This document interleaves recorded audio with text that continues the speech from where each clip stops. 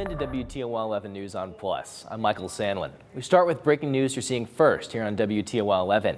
Sandusky police have held a press conference this morning revealing new details in the December arrest of a man who was seemingly beaten by officers in body cam video. Dominique O'Neill joins us now in studio. Dominique, first of all, get us up to speed with the details of the video and tell us what police shared today at the press conference. Well, Michael, 28-year-old Scotty Scott was arrested last month. In the body cam video released to the public, we catch the tail end of the arrest. You can see Scott getting tased multiple times and what appears to be officers punching him multiple times as well. It led to some outrage online, especially on Facebook. But Sandusky police officers say there's more to the story. And this morning, they show new angles of the video, breaking down what happened frame by frame. Chief Jared Oliver says this started as a foot chase. Scott had a warrant against him, and they were chasing him for a second-degree robbery. Instead of allowing himself to be arrested, Scott ran, and then when officers were able to get him down, Oliver claims Scott grabbed one of the officer's tasers right off his belt and tasing the officer. Oliver says the officers were responding to that sudden threat escalation. I just want to make sure whatever incident is out there is accurately described. There's a lot of things that led up to that video that was on social media, and I thought it was important to show the public what led up to that situation. And coming up at 11, we ask a witness at the arrest of Scotty Scott after hearing from Sandusky police whether she feels their explanation was sufficient enough. Reporting in studio, Dominique O'Neill for WTOL 11. 6 days of funeral observances begin today for former President Jimmy Carter, who died Sunday at the age of 100 in his hometown of Plains, Georgia. CBS News correspondent Christian Benavides is at the Carter Center in Atlanta with more on how the nation is saying its final farewell. Holy Spirit. Family, friends, and dignitaries filled the Carter Presidential Center in Atlanta Saturday as the nation honors former President Jimmy Carter. He was an amazing man. And he was held up and propped up and soothed by an amazing woman. And the two of them together changed the world. 6 days of tributes began at the hospital in Americus, Georgia, where current and former Secret Service agents carried his casket to the hearse. The procession then traveled through Carter's rural hometown of Plains, Georgia, where well-wishers lined the route to pay their respects. He made a lasting impact that we will never forget. The motorcade made a brief stop at the Boyhood Farm, where the former peanut farmer grew up. Members of the National Park Service rang a bell 39 times in honor of the 39th president. Arriving in Atlanta, Governor Brian Kemp led a moment of silence at the state capitol to honor Carter's service as a state senator and governor. Carter will lie in repose here in Atlanta until Tuesday morning for mourners who want to come pay their respects. He gives me hope. Ian Hamilton says Carter's work after being president, which included building houses for the charity Habitat for Humanity and winning the Nobel Peace Prize in 2002, resonates the most. I just see his legacy living on through all of us, especially in terms of, what he was able to accomplish through peace, through global health, and just being a role model citizen. Carter's remains moved to Washington Tuesday to lie in state at the U.S. Capitol before his state funeral at the Washington National Cathedral Thursday. Christian Benavides, CBS News, Atlanta. New at 6, there's a push right now to have the entire Maumee city government recalled from their positions. But first, organizers have to secure enough signatures to get the recall on the ballot. There were 2 different recall drives happening across Maumee at the Lucas County Rec Center and the Courtyard Marriott on Dussel Road. Organizers say the goal is to get at least 30% of registered voters in Maumee to sign the petitions. We feel like they have not been transparent, that they've been providing us with a lot of misinformation, and it feels like they're not doing their jobs properly when they come up with these emergency ordinances that dump so much expense onto the residents of Maumee. The recall would impact 6 members of Maumee City Council as well as the Maumee Mayor. Organizers will be out tomorrow afternoon at both the Rec Center and the Marriott Courtyard.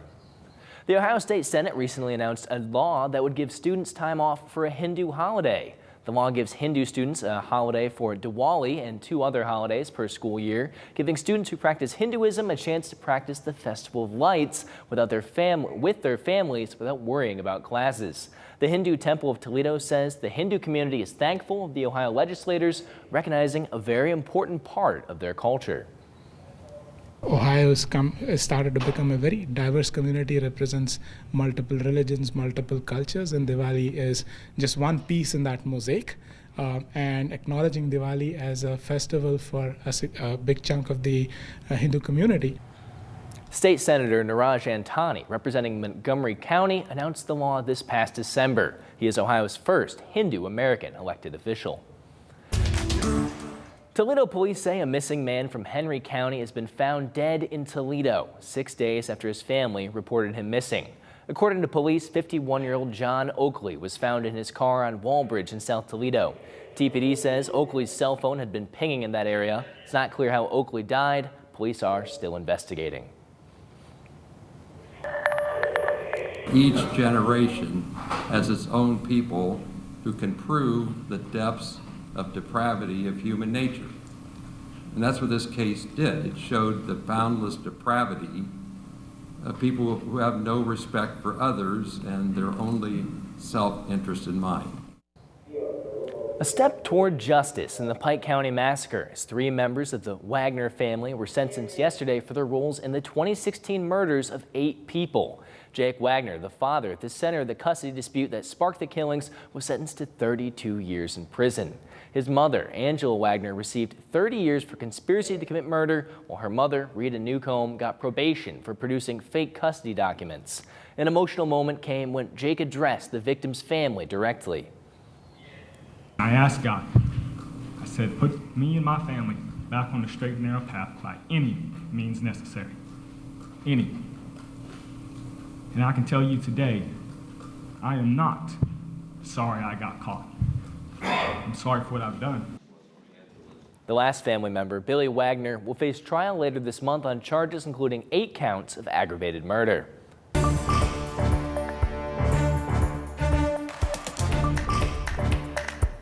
WTOL 11 was the first to tell you about 5 men who've now been exonerated for a 1992 murder in Toledo's Wilson Park.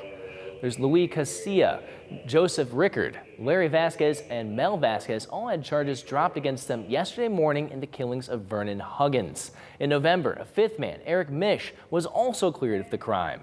Misch's lawyers discovered that hundreds of pages of evidence were not turned over to the men's lawyers. This evidence pointed to several other suspects, and Castilla was relieved but also bitter about being labeled a felon for so many years. Certain people need to start doing their jobs right. Simple as that. You know, they knew back then. They knew we was innocent. Just like they know now. They know. But nobody wanted to ask the right questions, so they put a story out there and it stuck for 32 years. For more information on this story, head over to our website at WTOL.com. More Sheetz locations are coming to the Toledo area. The gas station and convenience store is currently being built on North McCord Road in Sylvania Township, right across from a speedway. Silver Barker spoke with people who live nearby about how they feel about the new build. A long-time vacant commercial parcel, now nearly 2 months into becoming a Sheetz convenience store. I'm kind of excited, to be honest. I'm used to just like a typical Speedway. Alex Fisher, who lives nearby, says she and her husband are both looking forward to a Sheetz down the street, but they do have one concern. But like I said, I am concerned about the traffic. So with it being a one-way on Sylvania, it does get backed up right around, 4 or 5 o'clock. So that's the only concern I have with it so far. It's a concern that has others against it going up. The corner is going to be horrid because if you're coming from the north on McCord and you want to turn into one of the 2 banks that are on McCord, you have to turn left and all the traffic has to stop quickly behind you because they don't realize you're going to be turning. Beth and Tom Appleton are only a 3-minute walk from the corner and say they're not in favor for a number of reasons that have to do with traffic, including the fact it's so close to a school zone. McCord Junior High is right down the street, and there's a senior home where emergency vehicles need to get in and out. We see a lot of kids walking down Sylvania Avenue to get there, so they have to cross at that intersection too. So you're not just the cars, it's also the people. Sylvania Township Administrator Oliver Turner tells me that Sheetz couldn't be bigger than 10,000 square feet, and it couldn't have a drive-through, and they say Sheetz agreed to both. We reached out to Sheetz to get a look at the plans for the store. We haven't heard back, But Sheetz recently opened other stores like this one in Maumee and this one in Springfield Township. As long as it goes through the site plan approval process at through the zoning office and through county offices, it would on its own be permitted by right under the zoning resolution and under the different resolutions. Now, we did ask about an opening date for this location, and it sounds like that still has to be determined. Again, we did reach out to the attorney for Sheetz, and we have yet to hear back. We're just weeks away from the start of the Trump administration, and there was a lot of talk during the campaign about potential changes to education, changes that might alter skyrocketing tuition costs. This week on Leading Edge, Jeff Smith sits down with BGSU President Dr. Rodney Rogers to not only cover the university's success and momentum, but also his recognition that college is expensive. While I appreciate and I have empathy for that higher cost that we're seeing, we are doing everything we can do to minimize the cost. And in fact, we put in a 4-year tuition guarantee. So whatever the student, this freshman class that just came in, they will pay the same tuition and fees for the next 4 years, flat. So we're helping families manage that.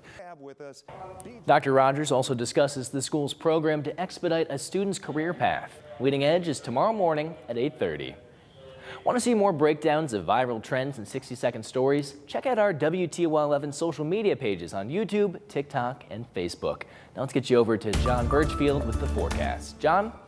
Well, that WTOL 11 weather forecast is going to remain very chilly for the rest of the weekend, and we're also tracking a near-miss winter storm system that'll bring some more significant impacts to the Ohio Valley and not a whole lot of snow locally. Sunday's weather is going to feel very chilly. It is going to be a nice and dry day. Mostly cloudy gray winter skies are expected, but a few peaks of sunshine can't be ruled out. High temperature is going to be in the mid-20s, not as windy, and there will be some light snow shower chances Sunday night into Monday morning. We'll be tracking that snow with this near-miss winter storm. Sunday night into Monday is the timeline when the Ohio River Valley area, in other words, far south of us, is going to see some more substantial wintry impacts. Light snow is going to be possible mainly south of Toledo. If you live towards Findlay, Upper Sandusky, Bucyrus, those are some of the areas that could see minor snow accumulations. But if you do have travel plans to central and southern Ohio, or perhaps Indianapolis onto the south, those travel plans may be affected substantially as a result of this winter storm.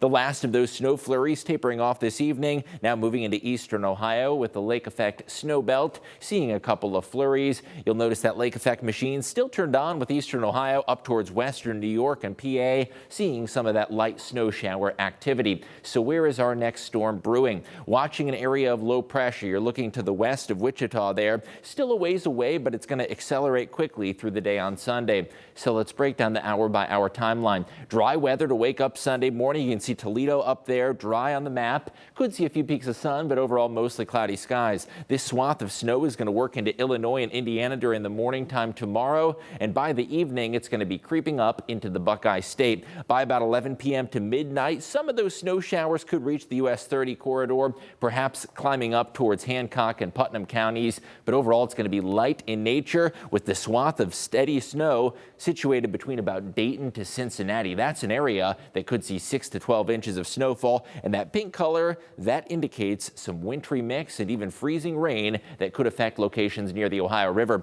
That low is going to move off towards the mid-Atlantic through the day on Monday, and the last of those snow showers are going to be tapering off. In other words, it's a very fine line between a lot of snow and not very much, and we are going to end up north of that line. So how much snowfall are we expecting? Here's the latest data, and you can always head to WTOL.com/weather for the latest snowfall map. The white color indicates just a coating to 1 inch of snowfall. We are not expecting a big winter storm for northwest Ohio, and this will be very forgettable locally. Further to the south, areas stretching from Putnam County, Hancock County towards Wyandotte, Crawford, and Huron could see 1 to 2 and isolated 3-inch amounts. amounts, and even those 3-inch amounts are going to be very hard to come by. A bit further to the south, we're talking 3 to 6 inches from Lima to the south, and then 5 to 9-inch amounts even further to the south. So keep in mind, you might be situated here at home, but if you're traveling, that is where the biggest impact is going to be felt. Not so much for the Toledo metro. Sunday night into Monday, very low probabilities of big time snow. In fact, even the chances of getting 2 inches of snow, I would say, are less than a 25%.